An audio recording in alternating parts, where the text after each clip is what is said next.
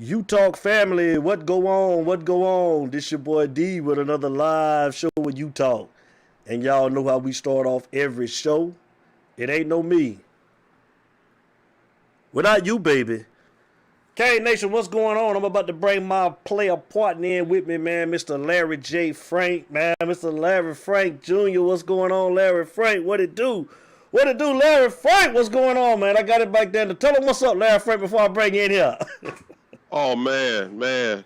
You know my phrase, bless and avoiding stress, but I couldn't avoid it all today. It didn't happen today. We made it. We made it, bro. We made it. I'm going to bring Larry Frank in, man. Let me shout out the fellas, man. The usual corporates in the building, man. Jeffrey O'Neal, what it do, man? Cuban Kane, what's up, big dog, brother Jay Blaze? What it do? Josh S. Benny Barrett, I see you, bro, out there in Ohio, man. Keep it in the road, Benny Barrett. But y'all know I got to get a shout out tonight, man, to the first person, man, Mr. KJ Production, King Judge. What it do, King Judge? KJ Production in the building. King Judge, what's up, my guy? How you doing, big dog, man? I want to say happy Friday, man, to everybody. Safe Friday to everybody. I hope you had a good week, man. Let me do a little bit of advertising, man, for the big homie, man. Shout out to my boy Marquez Williams, man. Like I say, he's going to be down there, man, with us at the venue, man, on September the 3rd when we broadcast live from the Sidebar Atlanta, man. This is just some of the merchandise we're going to be coming down with, man. Marquez Williams, PopSocks.com, man. You can get a variety of these, man. Marquez is going to be beside me down there, our very own Marquez Williams. And I'm going to have some UTALK merchandise as well, man. Shirts, man. And I'm going to have these mugs coming out pretty soon, man. And your UTALK pins. And we're going to have the mouse pads, man. And I ask that you guys, man, support the show. Support your boy. I really appreciate you, man. So, man, we ready to go, man, for a good night, man. It's UTALK, baby. Let's go. It's UTALK, baby. Let me bring my boy on up in here, man. Let me bring in Mr. Larry Frank Jr., man. Larry Frank, what's going on, big dog? How you doing tonight, brother? What's good? Man, blessed. That's all I'm going to say, blessed. Blessed, brother. How was your week? Talk to me, bro. It was a hectic week, but, hey, man, that's the beauty about Friday. When Friday hit, the week is over. It's over. So, hey, man, week was okay. Weekend fitting to be better, man. That's what's up. That's what's up, man. So we got a lot of things to talk about tonight, man. We wanted to continue, man. We couldn't really continue to talk about recruiting. And also, man, Cuban Kane, I know you're going to enjoy this topic tonight, Mr. Cuban Kane. Will Rhett cut the check on September the 4th? Will Rhett bring the noise on September the 4th, Cuban Kane? Because you know he is. But Larry Frank, man, let's go, man. Talk to me, man. What you got for us tonight? Well, on the recruiting front, no real big changes. No more commitments, nothing like that. The only news that we got is that Jaleel Skinner, top tight end, he's said that he's going to make his announcement in October, early October. Remember, we're in contention with Florida State for him. So I'm okay with that because now you're at the downtime. You've had all your commitments go through, at least for the summer. The guys that they know they want to be Canes, they've already done that. You got the other ones that's pretty much they want to be Canes as well, but they still weighing their options. So that's why, like I told you last week, it's like we got to get to this point where now we continue our recruiting on the field of play. Mm-hmm. You want to continue recruiting, and you want to show that you're moving in the right direction. Just like you said with Skinner and with Shamar Stewart, these are guys that we should have. Miami, the only way they could lose them is they would have to literally have the ball, just everything, just the bottom fall out. Okay. So, like I said, you want to have a good showing against Alabama. You don't necessarily have to win the game. I mean, winning the game I would think is going to lock them in because they're going to know if you can beat the defending national champion who is ranked #1, that you definitely got good things happening. But at the very least, if you don't win the game, just be competitive. And if they see where you're competitive, they may be like, you know what, they're close. So if I go there, I can be a piece to this puzzle to help them get over the hump. So, like you still got a lot of guys in play. Agbo, offensive line wise, Agbo, Armella, Jacob Hood. We got all these other schools that we're in contention with them. So now it's a wait and see game. Signing day is less than 4 months away. So it's a wait and see. So right now it's time to take care of business on the field, and we'll reel them in. Okay, with this Skinner, the tight end, man, who do you think that, which side you think he's leaning to? Because I have been hearing too, man, that he's high on Florida State as well, bro. So yeah, Florida State is the competition. The thing about it with Florida State is he transferred to IMG Academy. He's going to play his senior year of ball at IMG. Now, his quarterback at IMG is a Florida State commit. So, he's going to be in his ear all season long. Mm-hmm. The way I see it is definitely Florida State is going to be the main one in contention. Is also Alabama lurking and looking. But what Miami has going in their favor is we are tight end U. We have a lineage of tight ends going in the NFL. Most definitely. I mean, even with Brevin Jordan, and Brevin was hurt pretty much over half of his time here in Miami. Right. Even being hurt most of the time, Brevin was still up draft selection in the 5th round. Mm-hmm. So, and Mallory's up next. Mallory right now is about to do a dress rehearsal this season, and he's about to get his draft stock up for next year's NFL draft. And if you go back and look at Njoku and Shockey and Winslow and, the list goes on and on. Olsen, even go back in the day to Bubba Franks. The list goes on and on. Miami is tight end U. So I really believe that Skinner is going to look at the tight end lineage and look at the success of the tight ends, mm-hmm. Coming out of Miami going into the NFL. Florida State don't have that kind of resume with tight ends. Even Alabama. I can't even name 3 tight ends, in history from Alabama, like talking about. But the thing about it, Miami is tight end U. If you want to go to the NFL as a tight end, mm-hmm. Miami is the place to go. So I think we'll have that in our favor. The only thing that I think may, and it's not really bad, but it might throw a wrench in things, is with Mallory going into the league presumptively next year, Skinner should have been able to come in here and be tight end 1 out the gate. But I got a feeling Arroyo is going to step up because as we've seen the last couple of years, Miami goes with those 2 tight end sets, and you have 2 productive tight ends. Well, I'm hearing you're going to have Mallory that's productive. Mm-hmm. Go ahead. Yeah, go ahead. No. Go ahead. All right. You're going to have Mallory that's obviously going to be solid and productive. I think Mallory is going to be all ACC and possibly low-key All-American mm-hmm. at tight end. That's my pick. But I think Arroyo is going to step his game up as well because Arroyo so far in camp, he's starting to do things here and there, but Arroyo looks the part. Like he's built, you can see that physically, he looks like he's ready to play the part. So remember, when we were highlighting him coming out of the Dallas area, mm-hmm. we talked about his skill at the position and what he can do. So I think Arroyo realizes that his time is now, so he's going to go ahead and step into that. Ultimately, also, don't sleep on Brantley. Don't sleep on Hodges. Yeah. So you got them waiting in the wings. They ain't going to just sit back and just let somebody come in and knock them down the totem pole as well. So I think going into next year, if you can get Skinner, you would have Skinner and Arroyo. But let's just say Arroyo balls out. I'm thinking, it's all of what Skinner wants. If you want to go to the NFL, then the pendulum will swing more to Miami. But if he's more about being the featured tight end and the feature guy, that could be where Florida State gains some ground. And also keep an eye on what Florida State does because they got a solid class. Oh, definitely. They win 7-8 games, they're going to keep that class. Definitely. So, yeah. Definitely. And I was just going to say the same thing you said about Arroyo. I had been hearing that he's been showing out down there in camp. So that's what I was going to piggyback off of you and say about him. Right. Brother Jay Blaze said October the 9th, Skinner would be a hurricane. Skinner would be a hurricane, Brother Jay Blaze. I hope so. They need to tighten up on Shamar Stewart, he said, too, as well. Yeah, I believe he will. I mean, like I said, man, college football is a business now. And the thing about it, it's a personal, now literally with the NIL, and it's a personal decision, personal business decision, I should say, for those that are in the position to get to that next level. And if I'm a talented kid at this tight end position, or if I'm just a skilled position player, mm-hmm. I need to weigh my options for where the momentum has been as far as putting these guys at these positions in the league in the last so many years. Tight end definitely swings our way. If you're a defensive lineman, that as well. I mean, you've seen what happened this year. You saw what happened a couple of years ago. That swings our way.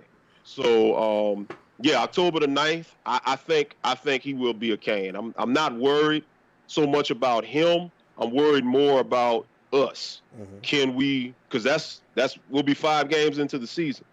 So if you, at the very least, lose to Alabama, but then you can still win your other 3-4 games prior to his announcement, I think it's an open and shut case. But if you lose to Alabama, struggle with Appalachian State, lose to Michigan State, struggle with Virginia, offense don't look good, then that might have him having second thoughts. So that's why, in my opinion, he's ours to lose. So it's on us to handle business in order to keep his interest peaked to where he can come and select us. It's UTALK, baby. Larry Frank Jr. in the building, guys. Larry Frank Jr. Talk to me, Larry Frank, man. We 2 weeks out, man. 2 weeks out. It's almost here. We've been waiting. We've been talking about this. It's almost here. Mr. Rhett, cut the check, Cuban Cane. What's your thoughts? Will Rhett have this offense ready for Nick Saban's defense? That's what I want to ask you, Larry Frank, because you know Nick is going to be ready. Well, my guy, CDC, Rhett cut the check. You can either put it before Rhett or after. CDC Rhett or Rhett CDC. Will he be ready? Larry Frank Jr., what's your take on that? Let's analyze this. Let's take some comparisons from last year, and let's look at what we have coming into this year. Okay? Start at the quarterback position. I want to shout out Cuban Cane because, you know, we had the issues. I had the issues with the audio, but I went back and listened to, you know, in the fullness of what he was saying. And Cuban Cane was really hitting on a major point when he highlighted De'Aaron King and his playing abilities with the Oklahoma State game. So let's look at that. I'm going to piggyback off of where Cuban was going with that. De'Aaron King is not the prolific passer that we need. Not hating on him, just giving a fair assessment. It's facts. It's facts. He's not a prolific passer, okay? If you look at last year, what elements did we have that went against us? You had De'Aaron King, his inability to be accurate. His accuracy has always been an issue. A lot of this stuff we overlooked because everybody was just so keyed in on how bad the defense was, and then you combine that with the fact that the offense, even though it wasn't perfect, it was better than what we had coming out of 2019. Right. When you come from being second to last in the FBS to 43rd scoring points, and you did look better, and combine that with how bad the defense was, most of us tend to overlook this. Few of us didn't, but most of us did because we was just happy to be scoring points and winning more games. So back to the assessment. De'Aaron King is not the most accurate passer. The wide receivers last year, and in the first half of the year, Harley was dropping passes as well as Wiggins and Pope. Now, Harley put it together for the latter half of the season. He got it together. Wiggins and Pope didn't. So you had that issue there. The offensive line was a work in progress. Even though they progressed from 2019 because they were a train wreck, they were better, but they still had issues. They still had trouble establishing blocks, sustaining blocks, penalties, mental errors. They were a work in progress as well. And as your offensive line goes, so does your running game.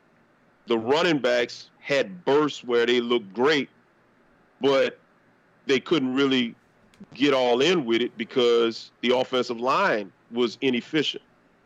So now I want to come into this year off of all of that. So what do we have this year? Well, you're going to have a better offensive line. You got a first rounder, presumptively, in Zion, and possibly 2 more draft selections on that line with 3 years experience. So the line will be better. You don't have Pope, Wiggins, and Harley starting against Alabama. You have Rambo, Harley, looks like X, and looks like Keyshawn Smith, and pretty much Jacoby George putting his name in the hat. Oh yeah. Pope and Wiggins are going to get reps, but I don't think it's etched in stone they're going to start. So with that being said, I don't think you're going to have that plethora of drop passes like you did in the beginning of the season last year. Harley ain't going back to that. Harley came back because he had unfinished business. Rambo, as you saw in the spring game and as you've been watching, if you look at the practice videos, Rambo's got some good hands. If you go back and look at him at Oklahoma, he's got some good hands. So the offensive line is going to be better. The wide receivers are going to be more sure-handed. The running backs are going to be better. You saw Cam. Cam's put on weight. He's put on muscle. Cam's going to be a bruiser. He's going to be more of a bruising back. Let me ask you this. Do you think that Cam is going to be the feature back, or do you think it'll be Knighton or Chaney? Which one do you think is going to be pushing, to really be the feature guy? You think it'll be Cam? I think it'll be Cam. I think it'll be Cam because Knighton and Chaney to me are more your home run guys. Mm-hmm. Cam is. I think what you're going to see is something similar to what Clemson would do, what they did the last couple of years. ATN was the feature guy. Now, their running game was a little bit different because they was throwing the ATN out the backfield. Right. Well, Cam's not going to get passes thrown to him like that out the backfield. They might dump some swing passes to him or whatever. But Knighton and Chaney are the guys that are pretty much more going to see those passes thrown to them out the backfield. If you remember, Clemson had a running back by committee. They just ground and pound, and then they had fresh legs. They had a good offensive line play. That's how they were able to control the line of scrimmage. That's how they were able to control the clock. And then you had the benefit of Trevor Lawrence and a couple of good receivers where when you catch the defense inching up, looking to stop the run, you got one-on-one. And if receivers make a play, guess what? Trevor was beating you. So with that being said, I think that Cam will be the feature back, but I think Chaney and Knighton are going to be the X factors. They're going to get a lot. They're going to get a lot of reps. And whereas Cam's going to wear a lot of defenses down, even Alabama, because remember, Alabama is still going to be starting a few new pieces on defense. Right. They got a young linebacking core. So if our offensive line can do what they have to do and create some holes and Cam can shoot them gaps, he's going to be able to go heads up with some of those young linebackers. And all you want to do, positive yardage, 3-4 yards each time he touches the ball. And that way, you're in better second to go situations and third to go situations. And at that point, now you got options. You can go to Mallory. You can go to your receivers. You could do something with Chaney and Knight. So, yes, I do think Cam will be the feature back. Well, if we do get those options, who's going to be the other wide receiver to step up besides Mike Harley? Because I think that Mike Harley was the team leader in receptions and receiving yards last year. Yes. So who do you see being the second guy up that's gonna have to make that push forward to just be the blossom that we need in that wide receiving core besides him? We know Mallory gonna do his thing, but we need some good outside play, man, from those outside receivers, man. Who are we gonna get it out of, man? Right now it's between Keyshawn Smith and Jacoby George, in my opinion, because your X is gonna be in the slot. This we already know. X is going to be in the slot. Rambo, he's going to get his attention. Harley's going to get his attention on the other side. X will be in the slot. Mallory will be there at tight end. So you can actually stretch this Alabama defense in ways that would make Nick Saban uncomfortable. And the beauty of it is you have a dual threat quarterback in King who, if everything's covered and he's got some lanes and the offensive line is doing their job, tuck it and run. So I really believe it'll be between Keyshawn Smith and George because Keyshawn Smith is an animal right now. Like, I've been looking at a lot of the stuff online and what's happening. He ain't backing down. But George said, hey, I'm on scholarship too. You know what I'm saying? So he's trying to make his name known as well. I'm going to have PTSD when I see Pope and Wiggins. But I think they know that the criticism is there. And I think that they're going to get in, and they're going to have to catch the balls to keep themselves in contention. I think as soon as one person drops the ball, I think he's back on the bench. Because at the end of the day, you can't have these inefficiencies against Alabama and really moving forward thereafter.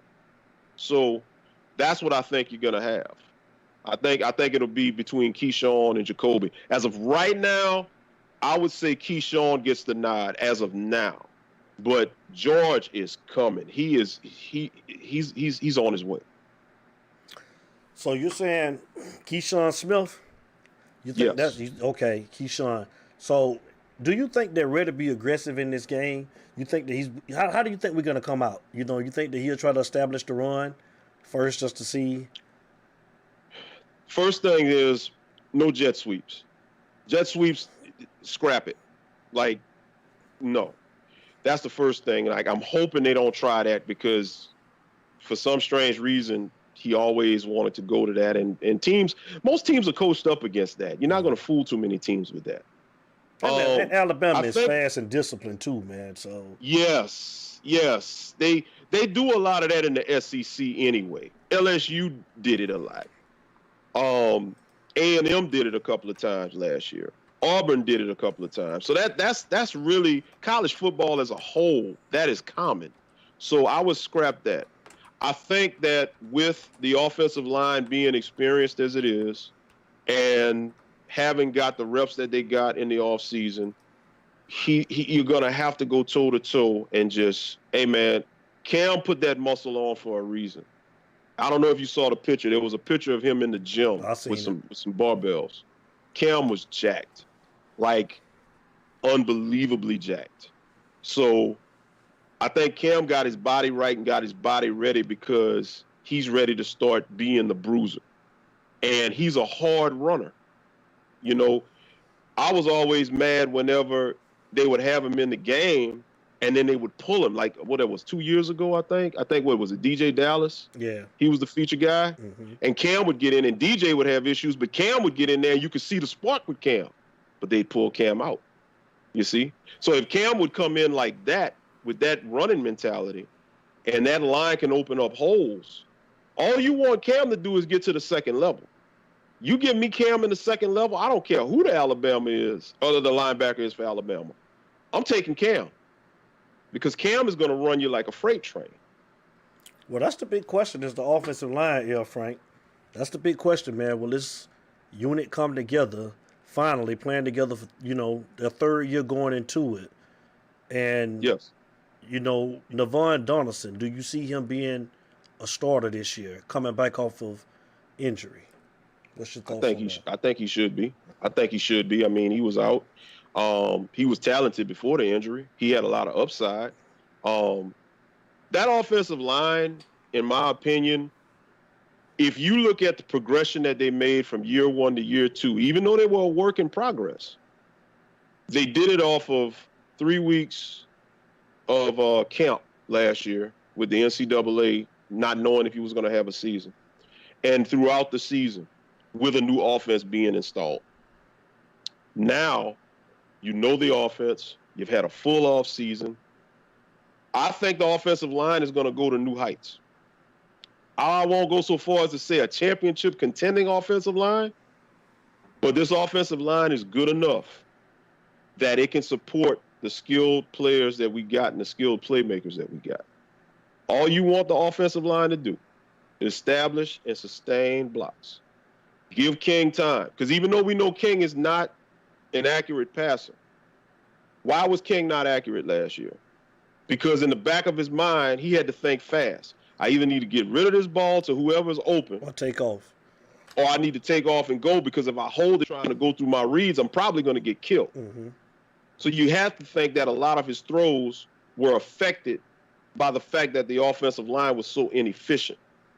So, and I'm not saying that he's going to all of a sudden become Nkosi 2.0, but I do believe that with a better offensive line and better offensive line play, longer time, sustained blocks, he can go through his reads, and you got sure-handed, better-handed receivers.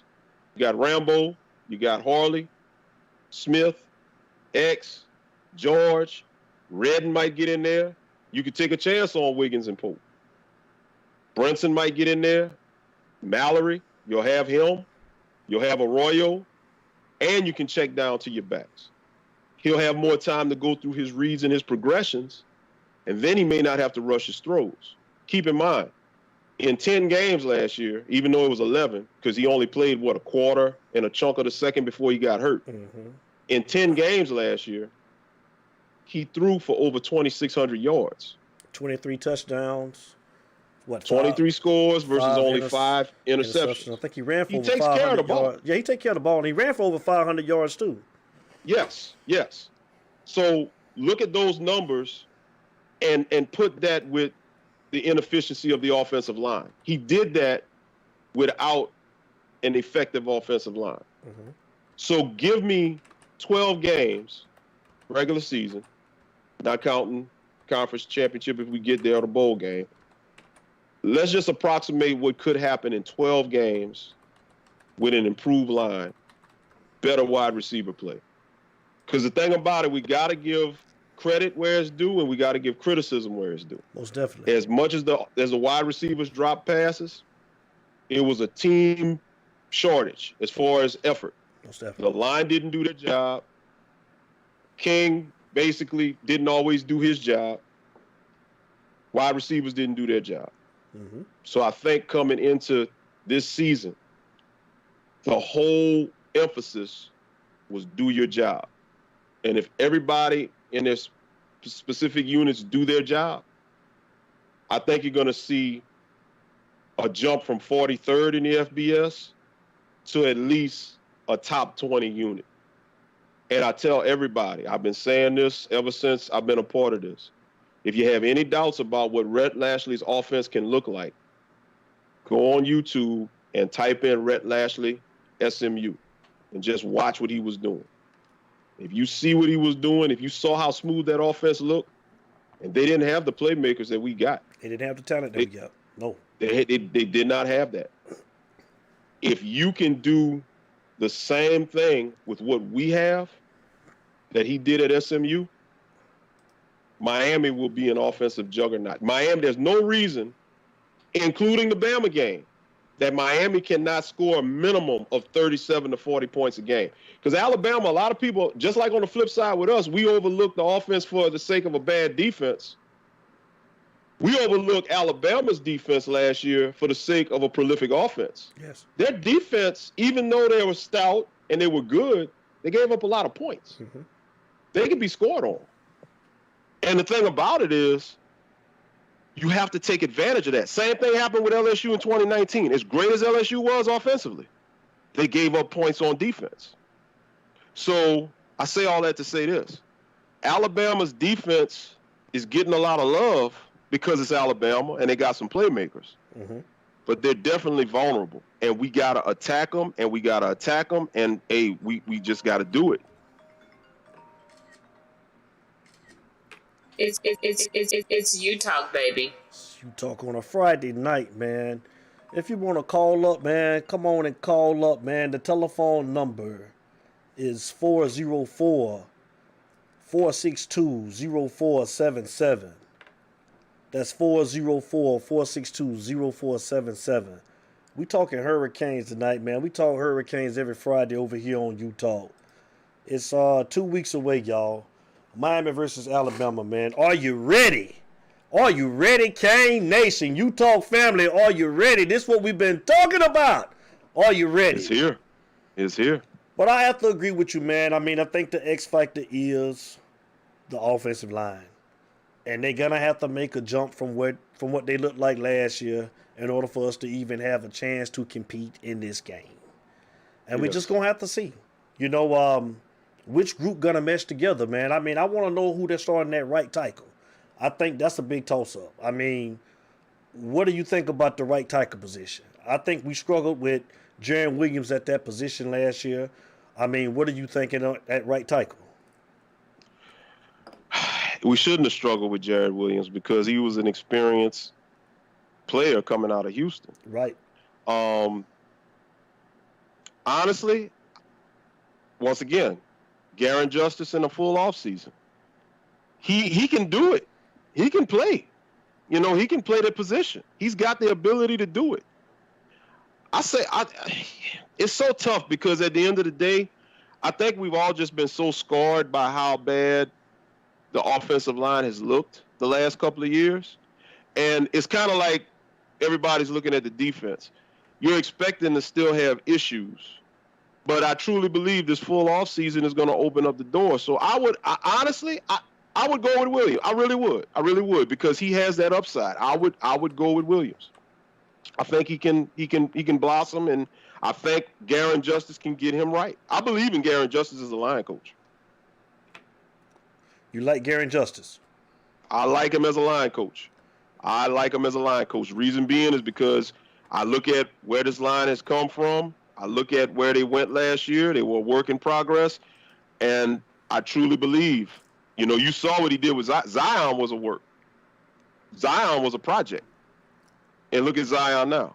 Zion, like Mallory, is basically negotiating his draft position this season. And if he avoids injury, Zion is going to be at least a mid-first rounder. Give me your projected starters from left to right there, Frank. Give me your projected starters on the offensive line from left to right. You're going to have Zion. I'm going Zion. Let's see. Zion, Scaife, Gaynor, Donaldson, Williams. So you got Donaldson at the right, the right guard. Yes. Okay. And you got left tackle, you said who? Zion. Left guard? Gaynor. No, I'm sorry. Scaife. Scaife. Okay, you got Scaife. Okay, gotcha. Okay. I can dig that. I mean, those five right there. And like I said, it's a shame that Rivers had the accident, because I think Rivers would have been another X factor on that line. But I think this whole unit knows that it's time. They got to make it happen. So yeah, that's who I'm rolling with. And see, I would have to agree with Mo. Hey JD, what up? What up, JD? What's good? Mo, what's good? Mo said he heard Scaife was looking good at right tackle. That's who I thought you was gonna say at right tackle too, because I was hearing the same thing about Scaife. I thought he was pretty solid when we looked at him at right tackle last year before Jaron Williams actually got there. But he kind of got moved out of the way. So, I was saying the same thing, Mo. I was thinking the same thing.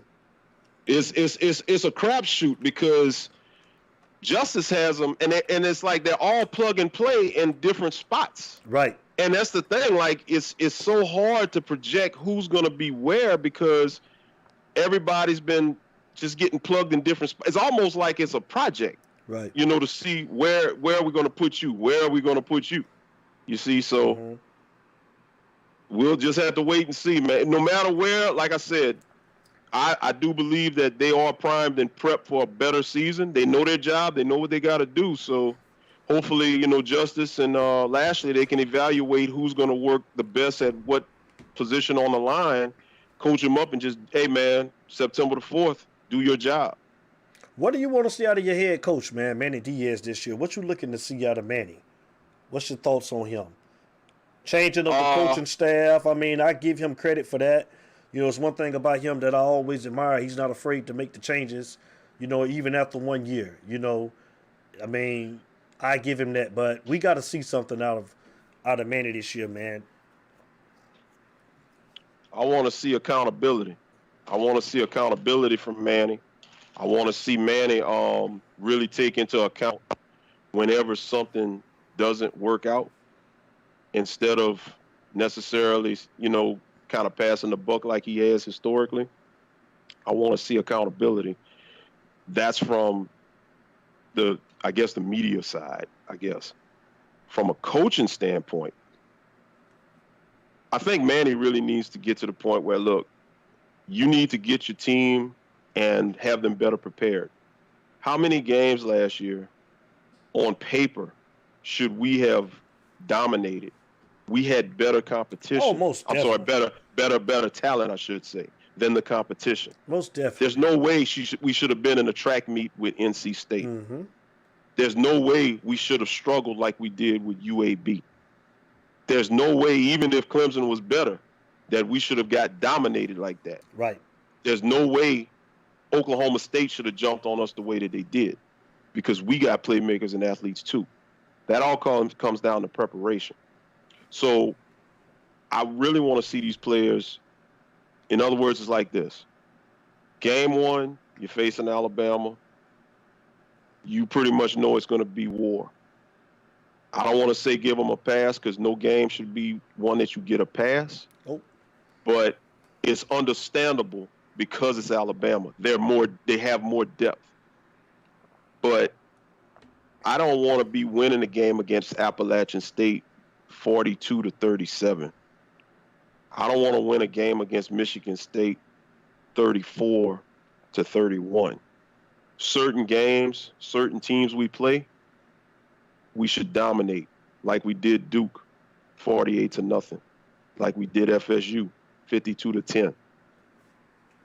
Every team on that schedule after Alabama should be a dominant, decisive victory, with the exception of maybe North Carolina. North Carolina is going to be back and forth. We already know. You shouldn't struggle against Virginia. You shouldn't struggle against Duke. You shouldn't struggle against Florida State. You shouldn't struggle against Georgia Tech. You shouldn't struggle against Pitt. All these other teams that you play, you shouldn't have to struggle and shouldn't have to fight your way to get a victory. If you got better talent than the team you're facing up against, you should jump on them early and you should put your foot on them and dominate them. I expect certain games, the reserves should be getting in. You shouldn't have your starters in the fourth quarter scratching and fighting to eke this game out and win it against less than stellar competition. So when it comes to Manny, I need to see better preparation. If we're coming off a bye week, hence North Carolina, that game is coming off of a bye week. The preparation needs to be better coming off of a bye week. Mm-hmm. Yeah, you won a game last year off of the bye week or whatever, but historically, Manny has not had this team prepared coming off of a bye week. Mm-hmm. And there's no excuse. If you're on a bye week and most of the time the team you're playing is actually playing on your bye week, you should be scouting them, getting ready, let the players take off that Saturday. But you should be with the coaching staff looking at this, looking at that, getting ready, starting to see, okay, this guy has weaknesses. We can attack him here. We can go this way with something.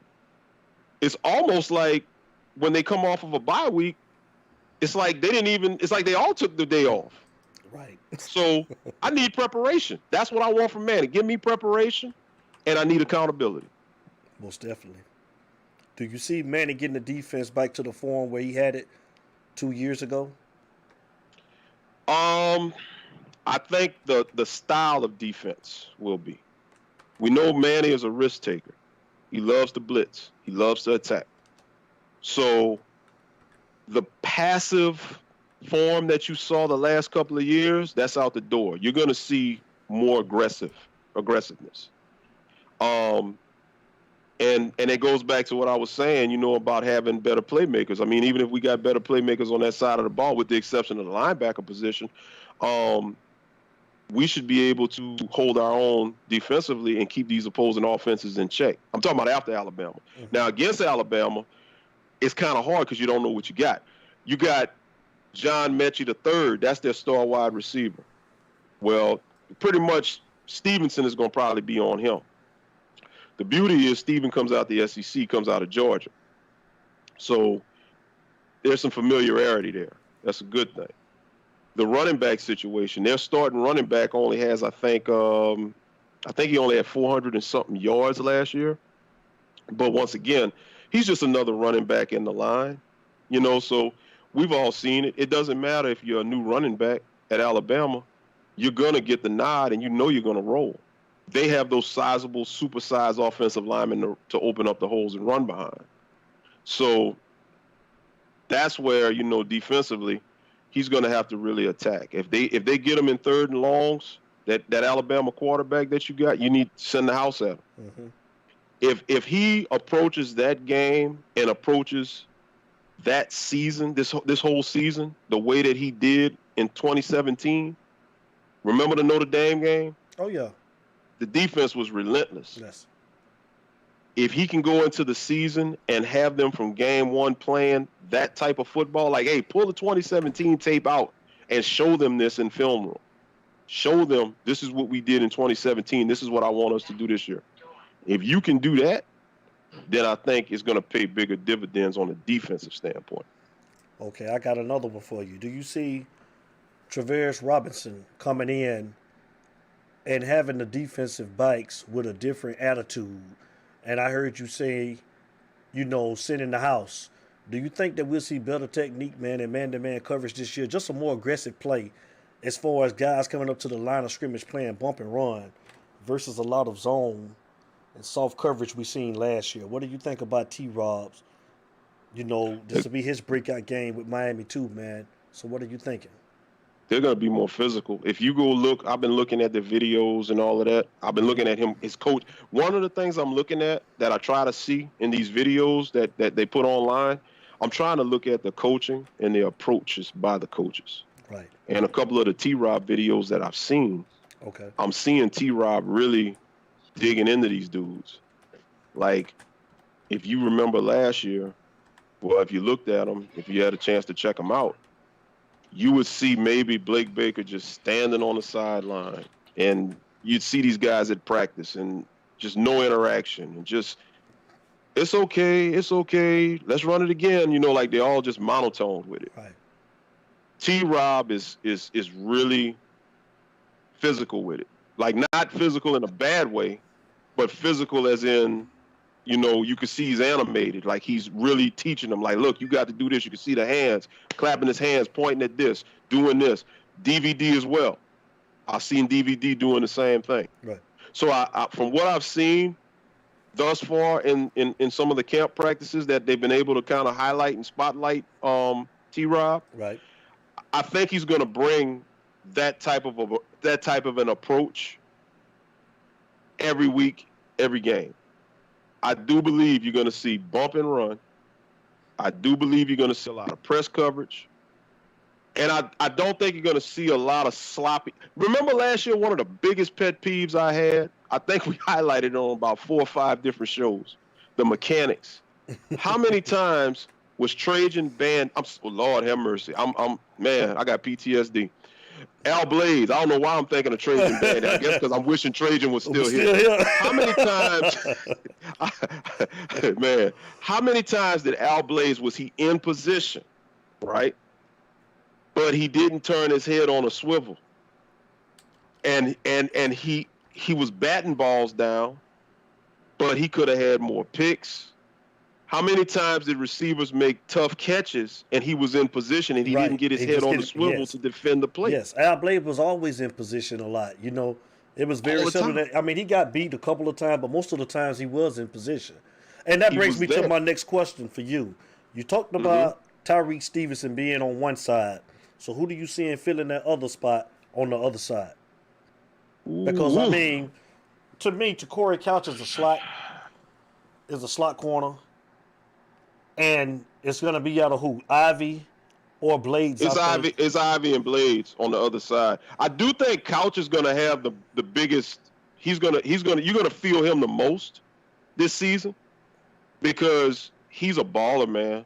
He's Couch. A baller. We saw that. I do. We saw that. So Couch is going to make his name known. Like, we know his name, but I think Couch is going to make his name known to America in some form or fashion this year. Okay. But on the other side, that's tough. I got to go with Ivy right now because Ivy got a lot of flack last year coming off of the previous season, but Ivy's game improved a lot last year. Yeah. Right now, I'm gonna give the nod to Ivy. Close. You're gonna give it to Ivy? Close nod. Yeah, I'm gonna give it to Ivy in a close. It's like 1A and 1B. Yeah. Okay. All right. And you seeing, if you're giving that nod to Ivy, who do you got in the slot? You got definitely you got Couch. Yeah, definitely Couch. But I've been hearing some good things. We spoke about this last week too, man, about Keontra Smith, man, at linebacker, man. And I told people, man, that Keontra Smith is gonna surprise a lot of people with his athleticism, his speed, his quickness, man. I think that he's gonna be a difference maker on that defense this year, man. Look out for Keontra Smith. That's my breakout player on defense this year, is Keontra at linebacker. Definitely him. I think James Williams is going to make his name known at that safety spot. Get ready. I'm a. What about Taylor? You think Taylor gonna be able to crack into the lineup? Taylor will. I mean, Taylor right now, from what I'm seeing, Taylor is really getting a lot of attention and he's getting a lot of praise. It's just that and that's where I guess we got to go back to Manny. I'm hoping Manny gets out of that. I need to play all my upperclassmen type stuff. Right, bro. It's like, yeah, you feel the need, but at the same time, put your best 11 on defense, your best 11 on offense, and run it. Yes. Regardless of classification. And hopefully we done with that. Hopefully, man, they'll do that this year, man. I hope so, man, because that's what's going to have us winning, man. Like, we got to put the best players on the field, man, most definitely. I agree with you 100% on that. Most definitely. I'd like to see Avery Huff get a shot, though. I would like to see Avery Huff get a shot. We keep hearing about the talent and the upside, but why he can't get on the field, man? I mean, something's going on that we don't know about. Yeah, I don't understand that. Yeah, I don't know if anybody in the chat might have heard something or might know something, but let us know what's going on with Avery Huff, y'all. Let us know what's going on with Avery Huff.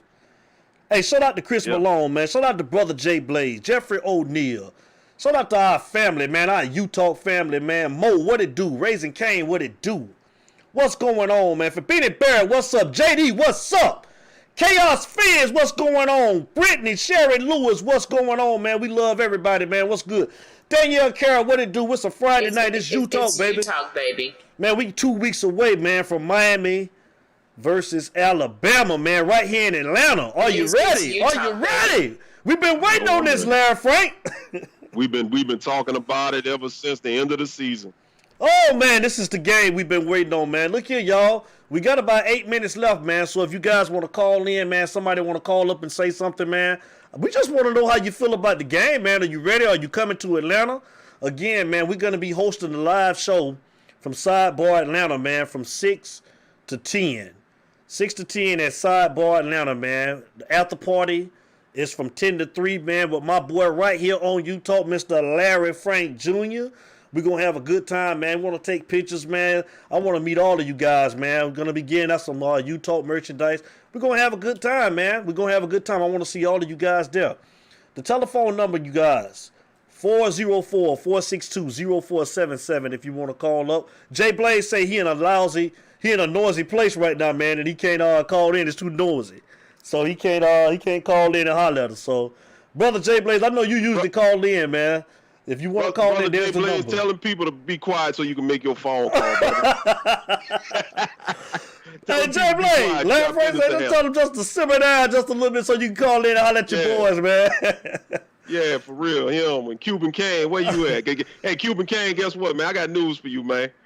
Come at me on Pittsburgh, dog. Come at me on my Steelers. I want to see what you got to say about Pittsburgh. Hey, I'm ready for you. Shout out to Sigmund, man. Always, man. Appreciate you, brother, man, Sigmund, for the donation, man. Appreciate it, Sigmund, man.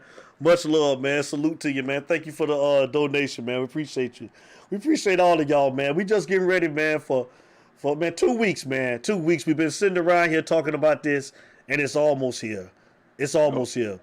But I agree with you as far as the defense, Larry Frank, man. I think that we'll be a little bit more aggressive up on as far as the defensive backs with T-Rod, coaching the cornerbacks, man. I'm looking forward to seeing some more aggressive play at that position. Because I thought that we were kind of, I just didn't think we trust ourselves in that position group last year.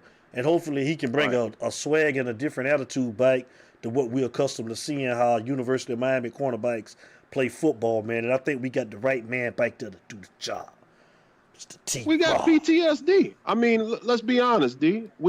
I have PTSD. The last 2 years of Blake Baker has me just scarred. Oh yeah. From a defensive standpoint. Oh yeah. I'm excited because the potential and the coaching that we have currently that we've replaced on defense. Right. I know we got the talent. We always had the talent. Yeah. It was the preparation, the lack of execution, and the lack of adjustments in game. Mm-hmm. I know the preparation is better because thus far I've been seeing it, from the few clips I've seen. Right.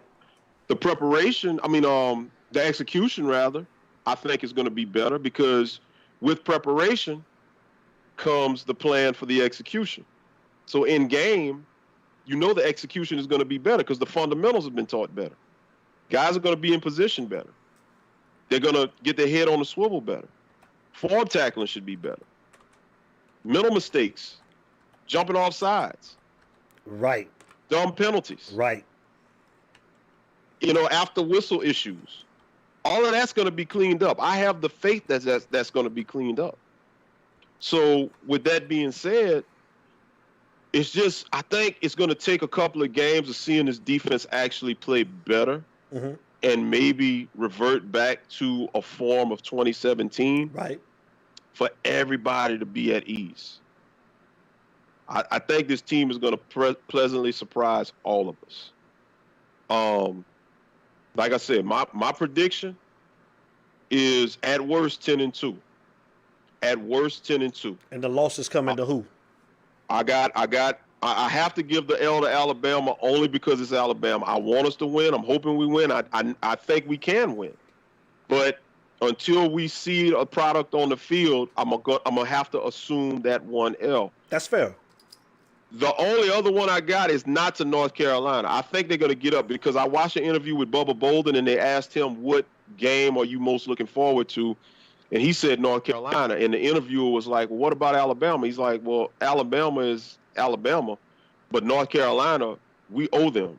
So I think with him being that leader, one of the leaders on defense, I think that whole defense, and after what happened last year, that whole defense is ready to get that round back. Well, I hope so because that's where I got my 2 losses coming from, and they owe them for 2 years, 2 straight years. Yeah. So, I'm going to put that other loss.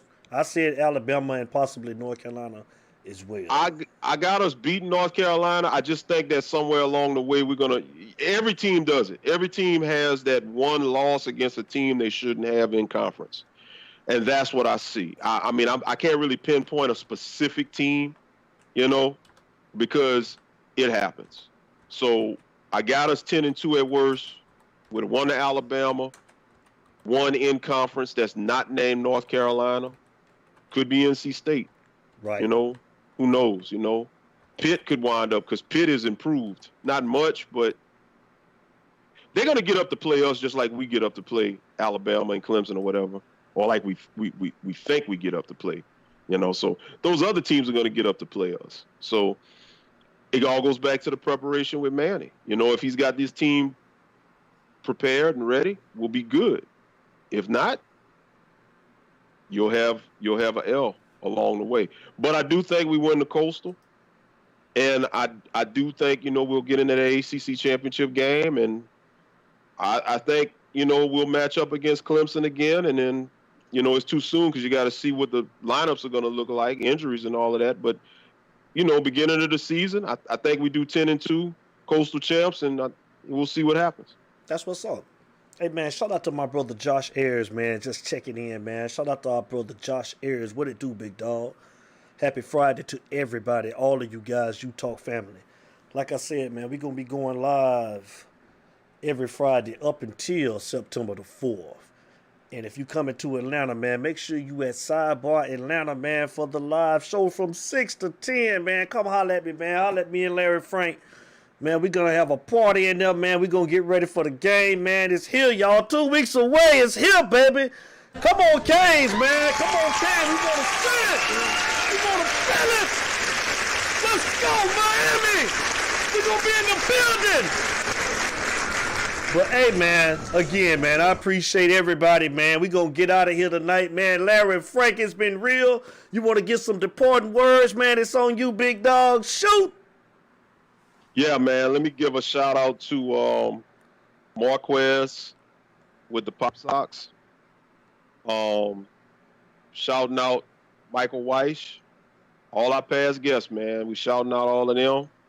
Eric Brown. Still got to get that jersey in the rafters. We ain't forgot about you. Shouts out to you. And just shout out to everybody, man, all the UTALK family, all y'all that be in the chat every week, all y'all that faithfully, stay with us and roll with this broadcast, man. We thank you. No doubt. Salute to everybody, man. Shout out to Melvin Brad, man. Shout out to his sports agency, man. MB5 Sports and Zenith Developers Group. Shout out to Marquez. Like I say, he'll be down there with us, man. And you guys, I'm going to show his merchandise again, man, before we get out of here, man. Popsocks.com, man. Marquez, man. I support all Hurricanes things, man. It's all Hurricane, man. Merchandise, man. Marquez Williams.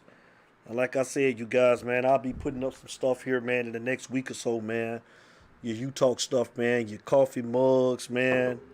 Your UTALK pens, man, we're going to have, man. And your mouse pads, man. All type of things, man. I have everything up on the website here in the next week or so, man. But like Larry Frank said, man. Oh, we got a phone call. Larry Frank, you got time to take one call before we get out of here? Yeah, most definitely. Okay. Most definitely. Let's get it. It's UTALK. Caller, state your name and where you calling from. It's Benny Bear, man. ATL, Georgia, man. Benny Bear, representative, man, in the building. My boy, Benny Bear, what it do? Talk to us, man. What do you want to see on September the 4th, man? We're 2 weeks away. It's good to see you guys, man, back in action. And hey, I have to agree. What's up, Frank Jr.? What's going on, man? Benny, man, how you doing, brother? I heard a lot of good stuff about you, man. Glad to finally, talk to you, man. What's going on? Man, I'm doing better than I deserve, brother. I'm like you. I'm too blessed to be stressed, and I won't complain. Yes, sir. But yes, sir, man. But I have to agree with you, Frank, Larry, on the offense of line. I've been talking about this for the last couple of years. Mm-hmm. If you cannot sustain a block and give King time, we're gonna have a problem. We got Campbell Jr. He's 6'5", 320. He's like the heaviest on the line right now. You know what I'm saying? So no, you got Donaldson. He's 350. He's 6'6", 350.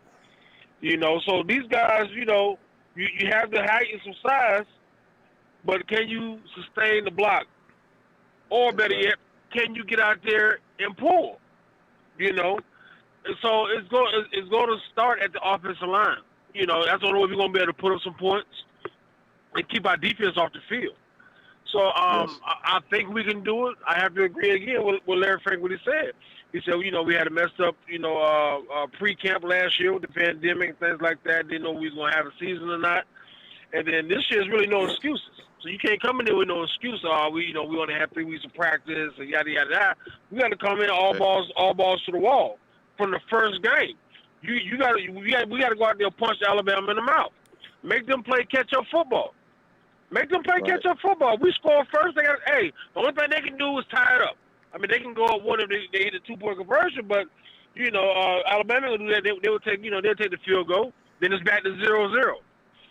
But we got to go out there and strike first, man. We need to put that fear, and if we go out there and do that and put that fear out there from game one, just off that alone, a lot of these other teams will kind of buckle. They're going, oh man, something different about these guys. They start walking. Hey, when they come into Miami, like they did back in the day, when them buses was rolling into Miami, them boys was really scared to get off that bus. Them boys, man, they didn't want to come down there and play them boys war sapping. They didn't want them problems. They didn't want them problems because they knew for a fact, it's gonna get rough down there on the bottom of that path. It's gonna get rough. Someone hitting, biting, scratch.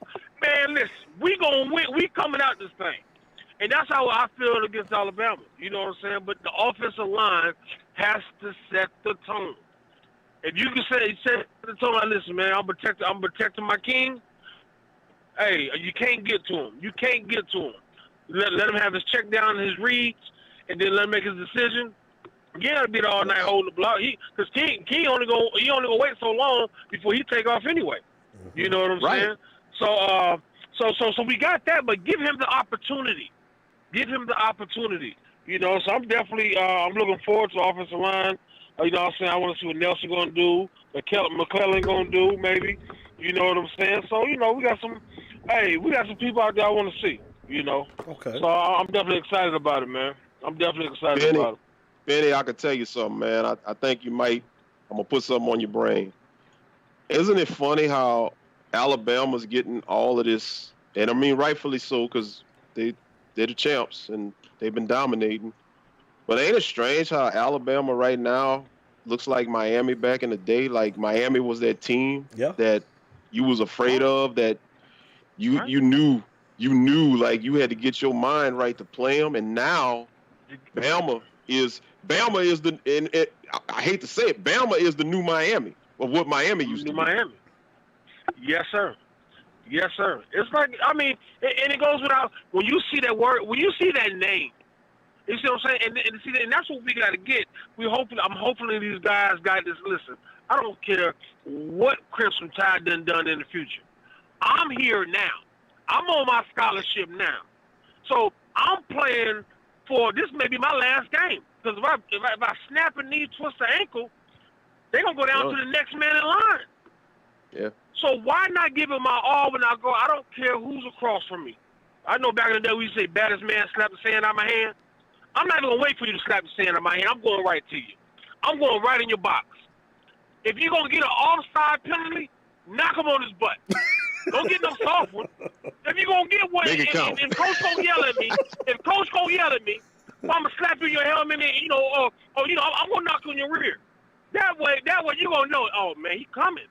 He coming. When he looking down there at your knuckles and your knuckles turning a different color, he know you coming with some power. Them are the things I'm looking forward to see, because now they think, well, we playing Alabama, listen, man, they got the same 24 hours you got a day. They put their pants on just like you, one leg at a time, man, and they breathe the same air you breathing. You know what I'm saying? They might got a little more red clay over there, but we got some red clay, and you can find you some down there. They ain't putting no witch doctors on you. You just got to go out there and hit somebody in the mouth. You just got to go out there and strike. But like, I have to agree with you, Larry. They is the new Miami. Like, man, I'm scared to go play these boys, man. Listen, we gonna play them, but it was kind of close. No, don't even go in there with that attitude. Because as soon as you have that mindset, you automatically already gonna lose, man. You automatically. It's about your mind. You know what I'm saying? You have to also outsmart them in their mind. Are you doing your homework? Are you watching the reads? You know what I'm saying? Are you studying tape? At the end of the day, are you doing everything that you knew you were supposed to do, not missing no assignments? You have to play mistake-free football to a certain extent, because like you said, they give points. Alabama give points. They don't mind giving points. They just believe at the end of the day, they're going to have the last shot. That's what they believe. So they don't mind getting in the shootout. They don't mind. Hey, you got a pistol, we got a pistol. They're going to shoot. But they just feel they got a couple, but they got an extended clip compared to our 6-shooter. We need to prove them different. I mean, I wouldn't mind if the whole defensive line on the first play get offside and knock somebody in the mouth and get a 15, 30 yard play. I'll take that. Set the tone. Let them know, like, look, man, y'all Alabama, guess what? We don't care who you are. It is what it is. It's like this. Go back to when Miami played Oklahoma back in the 85, 86. And Brian Bosworth got all this hype. I was a kid. We was all kids, but I remember this. Everything was Brian Bosworth. You remember what Alonzo Highsmith told him. And you remember how the team felt. They played off of the attitude that, shout out to Alonzo Highsmith, that Zoe put out there. Like what Zoe said is how they felt. So coin toss. Hey man, look, let Zoe go give them a pep talk. Say, hey, bro, this is what y'all need to do, man. Set the tone. Go tell Bubba Bolden or whatever. You gonna be mic'd up. Hey man, I ain't scared of you. You know what? Come on, let's go. Right. Let's go. Let them know. Exactly. Yeah. I look forward to it, man. Hey, I look forward to meeting you, man. Can't wait to see you. Y'all keep doing your thing, man. Likewise. I'm gonna get back out here on this road, man, and lay it down, man. I'll talk to y'all soon, man. Y'all be blessed, man. All right, you too, Benny Barrett, man. Be safe.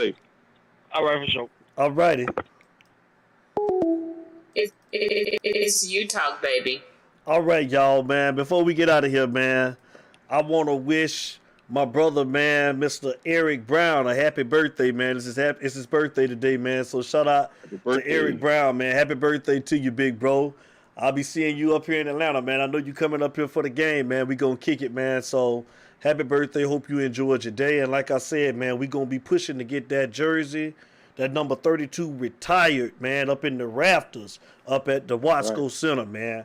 Most definitely, man. So, everybody, man, I want to say thank you, man, for the commentary tonight, for the interaction, man.